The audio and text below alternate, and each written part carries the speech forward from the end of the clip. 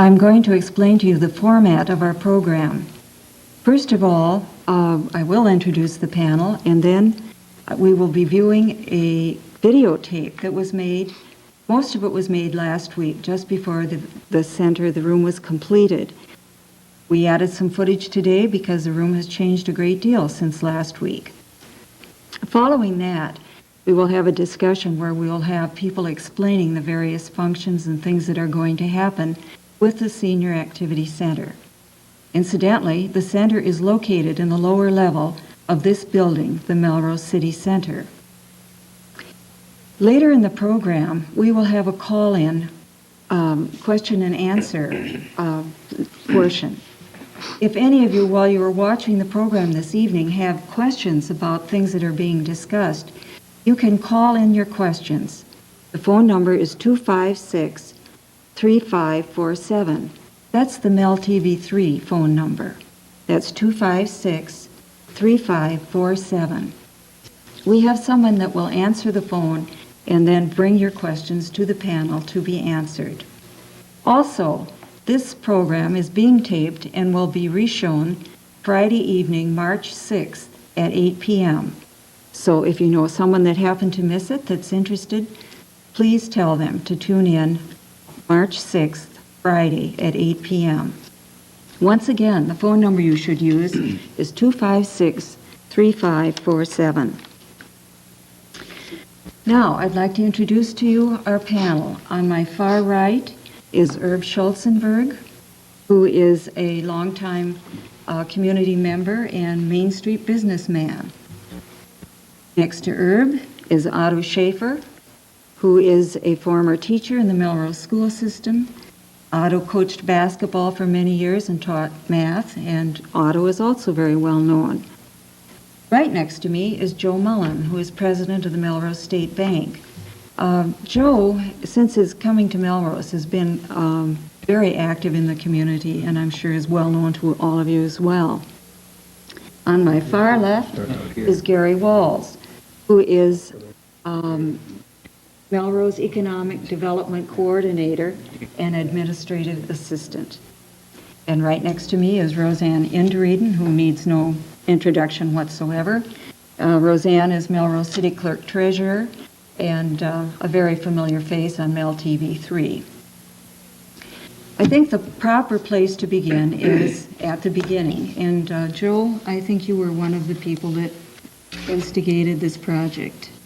About a year ago, and perhaps as many as 2 years ago, I was visiting with some people about what are some of the amenities that we do not have in Melrose that other communities our size do have. And the one thing that came up on a couple of occasions was a senior activity center, a place where seniors could gather. It was about the same time, too, that there were several occasions of couples retiring in other communities, such as St. Cloud and Belgrade and perhaps Freeport, and it seemed like the issue of a senior activity center was a factor. And it was for that reason that more and more people that I talked to were interested in developing this concept. Good. It seems that the small towns are becoming more attractive to people as retirement communities, and I think that it's probably one thing that Melrose needs to do to keep up with keeping our town alive and active. Gary, can you tell us what you consider the primary purpose of this to be? It's actually twofold. First of all, when we built this city center, the Melrose City Center, the project came in under budget. And one of the things we did not allow ourselves room for initially was the completion of the expansion space in the lower level. Because we came in under budget, we had some dollars available to do that, to complete that. So what we did is the area down below is now been completed, and it will provide a place for seniors to socialize and partake in recreational and educational activities. It's a beautiful room. We're going to show you a videotape now that was made last week and with some added shots done today. So if we can have the tape now.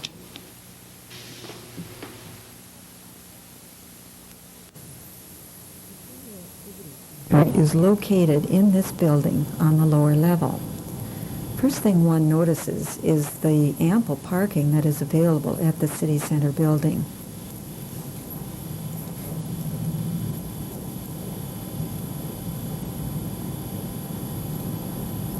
There are a number of parking spaces on both sides of the main sidewalk into the building.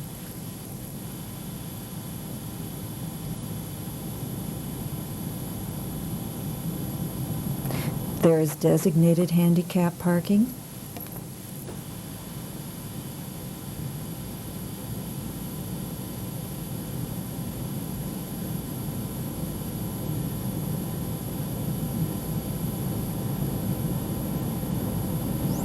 And just a step or two away, we can see the ramp approach to the main entrance of the city center. The driveways and walkways are kept snow and ice free during the winter. Upon entering the building, you come into the atrium-like main reception area. One turns left and down a short hallway. You come to the elevator. This is on the main level.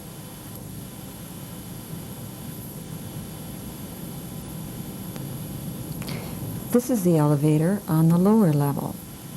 Located right close to it are restrooms which are both handicap accessible, and this is the doorway to the Senior Activity Center area.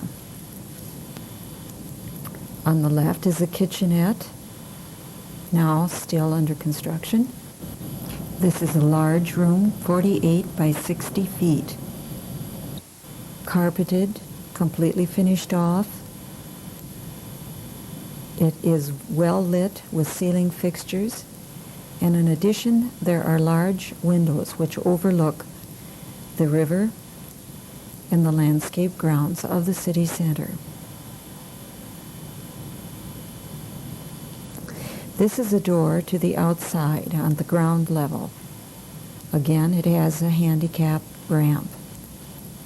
Large bulletin board for posting notices and schedules. This is a storeroom, and inside the storeroom we see shelving, ample shelving. It is carpeted and well lit.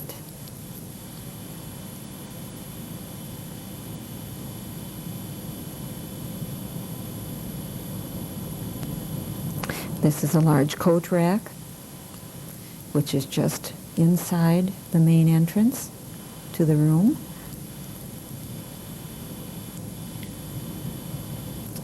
And then we see the kitchenette with its ample cupboard space, large working area, and a very nice food service bar with overhang. This is a view out the exit door on the ground level. This time of year you can see that the river is frozen still, but one can imagine how nice it is in the summertime overlooking the mill pond with the leaves on the trees green and the water blue. This is a view out of one of the windows on the north side, looking across the river.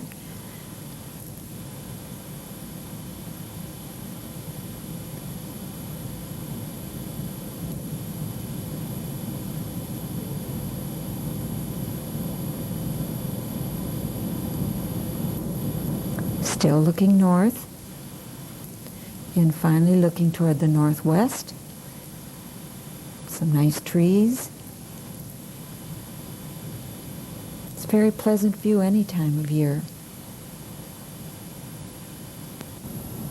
This room is air conditioned for comfort in warm weather. If one chooses not to use the elevator, there is another access to the lower level, which is the main staircase.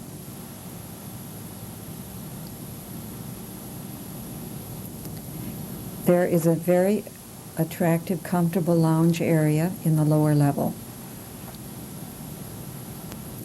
Down this hallway, and just to your right, we will see in a moment the Senior Activity Center as it appears today.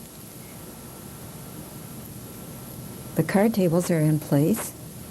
The room is all cleaned up and ready for occupancy.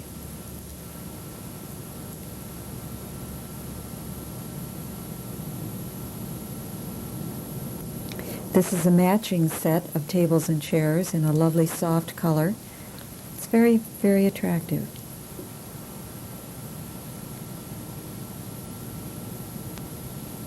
And here we have the kitchen area.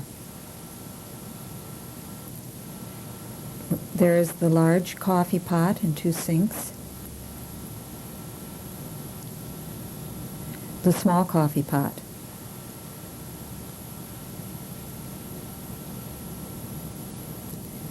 A microwave oven.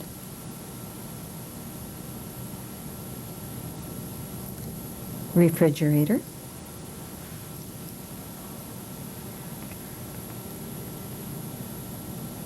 And the serving bar with a large overhang so that chairs could be pulled up to that. This is the other area of the room.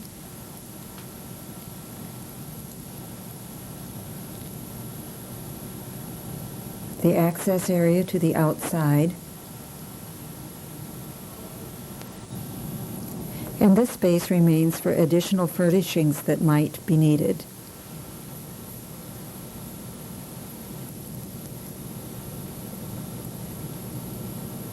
We see the bulletin board again. And that's the Melrose Senior Activity Center as it is today. We hope that tape gave you all a better idea of what the area and the facility looks like. You can see that it's a very attractive place to be.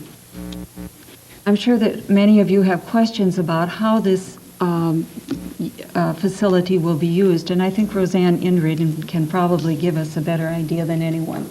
So Roseanne, would you like to fill us in on the particulars? Yeah, I think a few things we want to hit is, I'm sure one of the questions you have is whether there's an age stipulation. And what the committee had talked about in the past as far as what age group they felt that they would like to restrict it to 55 or older. So it is a senior activity center. Also, as far as what area do we want to serve? Do we just want to serve the city of Melrose, or do we want to serve the surrounding area? And the committee felt that it's important to have a center that's available for everyone to use, for all of the seniors. Not only for the people that live within the city, but also those that live within the school district, and maybe even outside the school district if you want to hit the area by Birch Lake. So we might want to say that it's an area from Gray Eagle to Spring Hill. And also, if people have friends and relatives, they're also welcome to come. It's not just restricted to the use by the citizens. Another issue that was discussed was meals, and whether we should have meals. And I think that was something that was brought up at the onset when Joe and their crew first got together.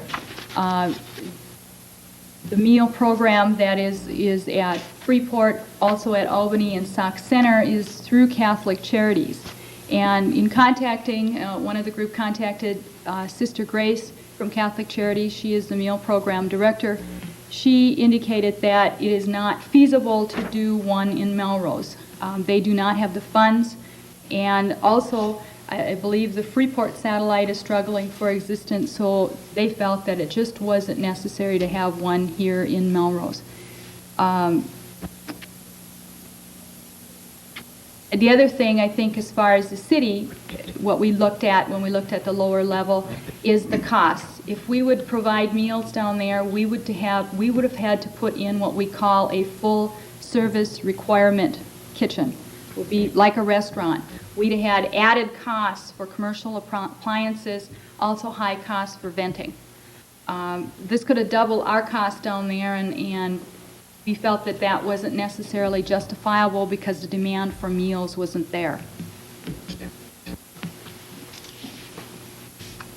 Okay. I'm sure all of you are wondering just what sorts of activities you can expect to find in the senior social center, such as we have. I think Urban Auto are going to inform us on the various types of activities, and as I understand it, you're going to be having both informal and organized activities. Correct. As for activities and organized programs, We have some, and I'll mention a couple right today, but I think we're looking for the retired citizens to suggest some of the particular programs they would like, and so that we have a type of program that the people would use, and any small group of retired people can decide on some activity of one kind or another and bring it up to the board here and use our these facilities to carry out their particular program. We already have a couple of them scheduled. I might mention the first one is through the community education program from the high school under Joan Schneeweiss, and that is the defensive driving. They had that here about 2 years ago. They're having another one, and it will be on March 31st, 1st and 2nd, April 1st and 2nd. And I mention that because it's going to be held in this building. The program is under the direction of Joan Schneeweiss. We'll have a highway patrolman here. It will meet 6:30 to 9:30 p.m. on Tuesdays and Wednesdays, and 6:30 to 8:30 here On Thursday. on Thursday. Okay, thank you. And then it'll be under the direction of a highway patrolman. Now, there are two reasons for the course. First of all, to improve the driving skills of the seniors, and secondly, to get a rebate on their insurance, which amounts to about 10%. And those of you that have taken the course before, you're reminded that it must be renewed every 3 years. So I repeat that then, March 31st, April 1st, and 2nd. And you could sign up now and send a note in to Joan Schneeweiss at the high school, or phone the high school and ask her to sign you up. In that particular folder from the high school, they may have a registration form. Also on April 14th, I don't know why I have this particular section, it's counting your fat in your diet, controlling cholesterol. If anyone doesn't need the diet, I guess I'm the guy. Anyhow, on that day at 2 p.m., there'll be a registered dietitian here. That's on April 28th at 2 p.m. There will be a demonstration in low fat. Again, April 14th is on the controlling the diet and cholesterol. April 28th at 2 p.m. will be the low fat cooking techniques mentioned. And this program is provided at no cost through the courtesy of the Melrose Hospital. Free will offering will be accepted, however. When I got really enthusiastic about the senior citizen deal was I stopped at St. Cloud's at the Whitney Center. Gee, do they offer things there? We could really use it in Melrose. And in fact, they offered trips, different places. And then we got started here. I was really enthusiastic because I thought to get it started soon because I wouldn't have that many years left. So these trips really got me started because they offer some really nice trips at a reasonable price. And when you get older, you don't want to drive all the time. And if you get somebody else to do the driving, it's really worthwhile. And then they started me off, and then when I got down in here, and I looked at this center, and tonight, it really amazes me. It was just, all of us have to come over and look at that because it's just amazing. In fact, I took a few of my so-called good friends, Ernie Inkamp and Ralph Wessel down there, and were they impressed. In fact, I told Father Vosberg about it, and he's ready to come because every week we play cards together. Otto and Johnny Mittendorf and Father Vosberg and Father Campson once in a while. And we always go from house to house. And this would be the real spot for it. In fact, they could enjoy it down here. And I think we maybe even could get a little more religion having those people down here. And the high school, what you call Don Anderson, said they could have a computer class in the summertime. You can use some computers, bring them down here. But and of all things, Otto Schaefer next to me, he said he gave golf lessons out here.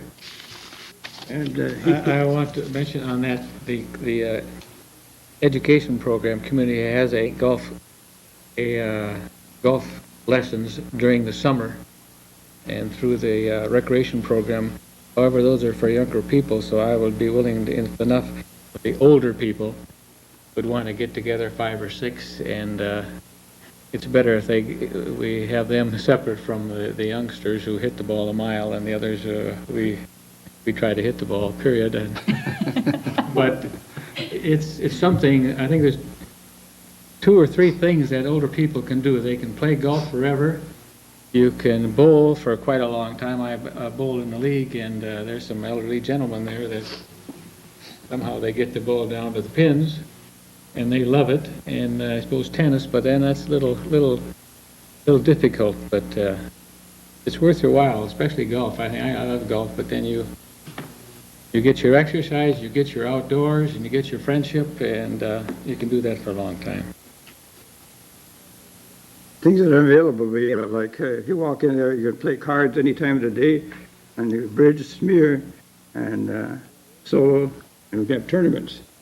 And we're trying to get some pool tables, and if there are any pool tables out in the area that aren't being used and in storage, and welcome them. Otherwise, we have to buy them, and they're a little cost, you understand. And if there's a good Samaritan out there, we'll like to have them. And then we'd like to have, they have quilting down there, and singing groups even, and art displays, and check with the Whitney Center paper that is a monthly paper, and they have all kinds of tax return, and they got a regular booklet that they send out. We aren't that far, like Dad used to always say, I'm from the Schwer. That means it's tough to get started. So I think, but when you look at this facilities, we got a big start already. So, and we have the library here that you can make yourself available for books and a morning paper. So, what else I got down here? A pool, morning paper, used paper bag. If we have enough funds, we tend to get some exercise equipment, bike maybe, and a treadmill. If there's enough interest, again, some of these things can come money, and we don't want to. We have to get the interest first, and then try to get money to purchase these. You should mention. We could mention the things we had, or somebody else going to mention these here. I will be talking about those in a little bit. Yeah. Okay. What hours will this facility be open during the week or weekend? Okay, what the intent is right now is that we would be open from 9 to 4, Monday through Fridays. And then for special events, special programs, we would be open in the evening, and then also special programs, we would be open on the weekends. I think another question maybe the citizens may have is whether that area could be reserved for large groups. I think our thought is right now is just to use as an example is if the Foresters would decide rather than use a meeting room up here, they would like to use a meeting room downstairs because of the card tables. I think they like playing cards around card tables better than the chairs in our meeting rooms here. That yes, we would be willing to reserve it for that kind of a group. And that would get us into other organizations that may want to use it in the senior group. I think most of the Foresters are in the senior area. So if we run into those things, we're willing to reserve it for that. We will keep a calendar here at the City Center for starters. And I think gets into the next thing of whether we need to have somebody as far as scheduling and staffing, whether there's a need for a coordinator. And at this point, yes, there is. Of course, we don't have any money to pay a coordinator, so it would be volunteer type work, and we'd also need volunteers to keep the area clean, and I think the senior group has a lot of people that would gladly help in that area. There'd be a committee that will continue to work on the programs, the activities, that kind of thing. Okay, then I'm sure the next question that people are considering is how is this being paid for? How are all these expenses being met? Gary, I think you probably are the one to tackle that question. The cost for this facility the Senior Activity Center are really an offshoot of what happened when we started the city center itself. What we did in the lower level where the senior center is located is the city undertook the total finishing expense, and we also bought the appliances, which included in this case a refrigerator and the microwave. That part of the building is obviously heated and air conditioned, and the cost when we started this thing last fall was, we estimated to be about $40,600. We're very close to finishing, as you saw earlier, and we expect that we may come as much as 10% under budget. So what happened is the city itself is picking up the cost of finishing that lower level. When it comes to the equipment and the furnishings, the equipment I'm talking about, exercise bikes, treadmills, that type of thing, as well as the furnishings, the card tables and chairs, pool table, the television, that type of thing. Those will need to be furnished by the community or the users of the facility. And that's why there have been requests to the community for contributions and donations toward these items, and they have been coming in at a fairly satisfactory pace at this point. So again, the city took up it incurred the cost for the facility. The furnishing is incurred by outside sources. One of the questions that's been raised is whether there's going to be a user fee for this facility or whether there'll be membership required. Nothing like that is anticipated at this point. There are no costs incurred for whoever intends to use it.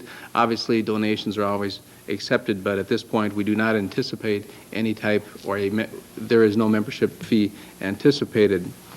The question that's also been raised is whether there'll be a charge to organizations who wish to use it. The only time we would see a situation like that would be if an organization wished to use it for some type of profit-generating purpose. The city has a policy that whenever its facilities are used for generating a profit, then there is a fee for it.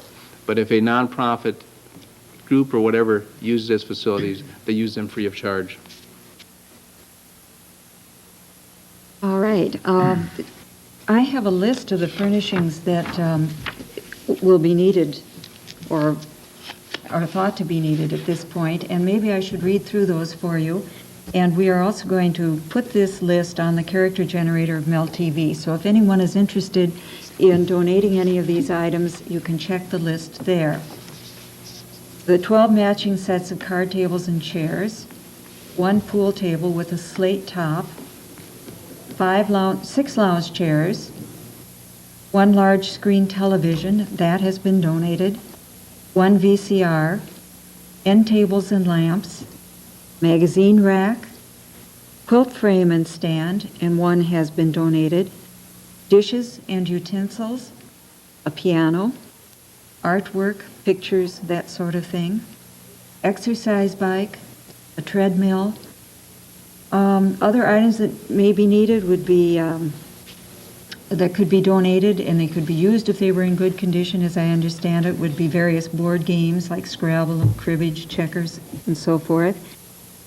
Dice, playing cards. Anything else anyone would care to add to that list? At any rate, I will be putting this on the character generator and you can check it if you think you have some items that might be useful. I understand there's an open house planned. Do you have information on that, Herb or Otto, when that will be? Let's see if we have that. Its date is on Saturday, April 11th, from 10 a.m. to 3 p.m. with the ribbon cutting at 10 a.m. and after that they'll be serving punch, cookies, coffee, door prizes, etc. in the center. That's Saturday, April 11th, 10 a.m. open house. Oh. Be there, yeah. Okay. You are welcome. Sounds good. Joe, perhaps you can expand on this furnishings list, Okay. if you will. Be glad to, Cal. When we started out, when many of us were involved in this from the beginning, the one thing that we tried not to specifically do was to go to the businesses in the community and ask them to support this. And yet many of them have come forward and helped, as well as many of the service organizations in the community and individuals. And I'd like to read the list that we have so far of people who have donated. And I should preface it by saying that people who donate funds or merchandise with a value of more than $50 will be recognized on a permanent plaque down in the Senior Activity Center.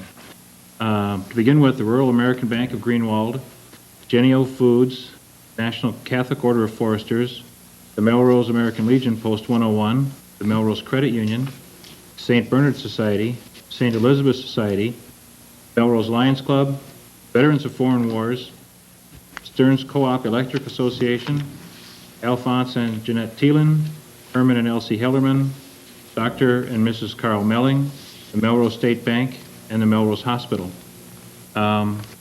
There will be probably opportunities for others to contribute, either as they use the facility or if they would like to send something in, and I don't know where they're going to send it, but presumably to the city, the city. Make your contributions payable to the Senior Activity Center, and it will go towards purchasing many of the items that Cal read off earlier. And as time goes on, there may be other things that we can add to it as well. There will be times when people donate merchandise or things that duplicate things that we already have. If that's the case, I anticipate that we would have an auction, and the proceeds of that auction for things that are not needed, that are already donated, would go towards buying other items. And it seems to be the way that the people involved in the Senior Activity Center would like to go with it. If you have something that you're interested in donating, you could call the city, and they would be glad to tell you if they need it, and certainly could. Correct, and I think just to add on to Joe's comment, when he talked about where the donations can come to, the reason they're coming to the city is the Senior Activity Center group is not formed officially as a nonprofit type group, and rather than have to go and get a tax exempt number and all that, we set up a separate fund in our general accounting system that is just for the Senior Citizens Activity Center, and the money that comes in for that will only be used for furnishings and equipment and that type of thing. So it will not be used by the city for any other purpose. All right. Does anyone have any further comments or anything that we have passed over too quickly or neglected to mention? Well, I think, Cal, maybe if I could make one comment, something that we had talked about at one of the committee group meetings was that maybe what we should have, getting into what types of activities and programs, maybe what we should have is a suggestion box, and that all the seniors could use it, throw in their suggestions at what they would like to see, and that would help set up the programs and keep the center going. Very good idea. I think the paperback book exchange is a good idea. I know in our house we have numerous paperback books that I would really like to donate to some good cause, so maybe this is the one. Have we any questions that came in? Telephone. Oh, apparently we've done very well. We've had no call-in questions, so perhaps we've covered the ground pretty well. Perhaps we should... Cal? Yes, Roseanne. One thing that's Sure. been brought to my attention is there's some concern about how long the Senior Activity Center will be allowed to remain in this facility. When we talked about this thing initially getting underway last fall, that was at the time the school bond issue was being developed, and it looked at that time that the K-7 facility would eventually become a Senior Activity Center because first, it was larger. Secondly, they could do more activities over there as far as woodworking, dancing. They had the kitchen over there already with the stainless and the commercial appliances, that type of thing. And so we envisioned that maybe it was going to be a 5-year commitment that they were going to be here. At this point, we don't see anything that would have changed that, and you know, we don't necessarily see it being ending at the end of 5 years or whatever. So I guess we want to make it perfectly clear that this is not just a 1 or 2 year endeavor that we're getting involved in here. It's being made available for the use by the seniors. Okay, very good. Perhaps we should just kind of review the key points of this discussion tonight. And one of them is the completion date, which is? The completion date, according to the original contracts, which we let in early January, was March 15th. As you saw by the earlier tape, we're well ahead of that, and we only have one minor item to complete, which we expect to be done next week. So we'll be finished by the 15th. At this point, we anticipate opening up the activity center about April 1st. Good, not too far off at all, just a couple of weeks. It's right around the corner. Okay, and Roseanne, how about the eligibility and area again? Okay, like I mentioned earlier, the age is 55 or older. And also, the area to be served will be the city of Melrose, as well as the entire school district, and probably beyond that, hitting the Birch Lake area. Like I said, an area from Gray Eagle to Spring Hill. And also, if seniors have friends and relatives they would like to bring, they're also welcome. Okay, and the activities, Herb or Otto or both? I was always proud. In fact, I guess I was at this place more than anybody else after it was built, because I was proud of it myself. It's an asset to Melrose, the city center, and I think this senior, I'll bring people down just to show the senior citizens off and the center, because it's great for Melrose, and for everybody in it. They should be proud of it. It's very true. I agree wholeheartedly. Do you want to outline the activities again, Otto? Well, I mentioned the fact we have a museum next door here too, and there's some combinations of things they can do. They can go to the library and read and walk down in there and have a cup of coffee. Have a cup of coffee down there while they're looking at the books or the paper. And museum, they can go over there and look for a while and come over here and have a little lunch of kind or another. Otherwise, what we will have here, I think we could say what we'll have down there is what the senior citizens want us to have down there. And they have to help us and let us know, one of us, or of something they'd like us to look into or see if we can furnish the facilities for them. Okay, very good. And how to obtain a list of the needed furnishings, Joe? We'll have it on MelTV, and it'll be on the character generator. I didn't know that's what we called it, but Yes. that's what we see on MelTV when we have something Right. written up there. That's the character generator. Can they pick up a list, a duplicated list anywhere, or? Sure, they could pick one up here at the city anytime. Yes. Okay, very good. And we do have one question came in here, and that is an explanation or a description of the area to the outside, which would be the back area or the riverbank area behind the city office. I think maybe one thing we did not mention is that there is a door to the outside from the Senior Citizens Activity Center, so that when spring and summer comes, the seniors will be able to have the access to the backyard, the view of the river from the lower level. It's handicap accessible. And the thought of what the city wants to do, we haven't finished our landscaping yet as part of our city center project, and we do hope to do that within the next months, is to have some picnic tables out there that would be able or available to be used by our seniors. I think it will be quite enjoyable, a beautiful view, probably one of the nicest in Melrose, and I think we should utilize it for its purpose. That's exactly true, Roseanne. When we built this city center here, the reason we did it is because this is probably one of the nicest places in town, and we felt that the entire community should have access to this location.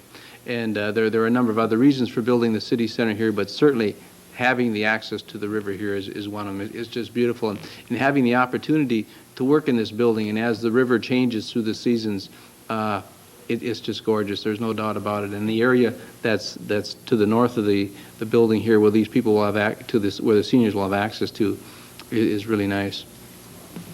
It is. It's beautiful any time of the year. Even the other day when I was making the tape, it was a rather, you know, early spring day. The snow was not too beautiful, but to look out over the river was really very nice. Anyone have any further additions before we How say about goodbye? this application where they get these for the driving course?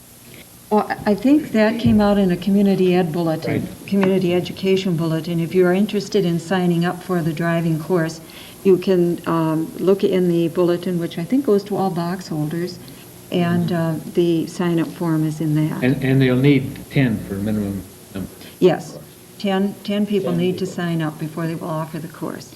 By the way, in the community, it says $15 for Melrose, and Freeport has $10, but Mrs. Schneeweiss called me and said that's only $10.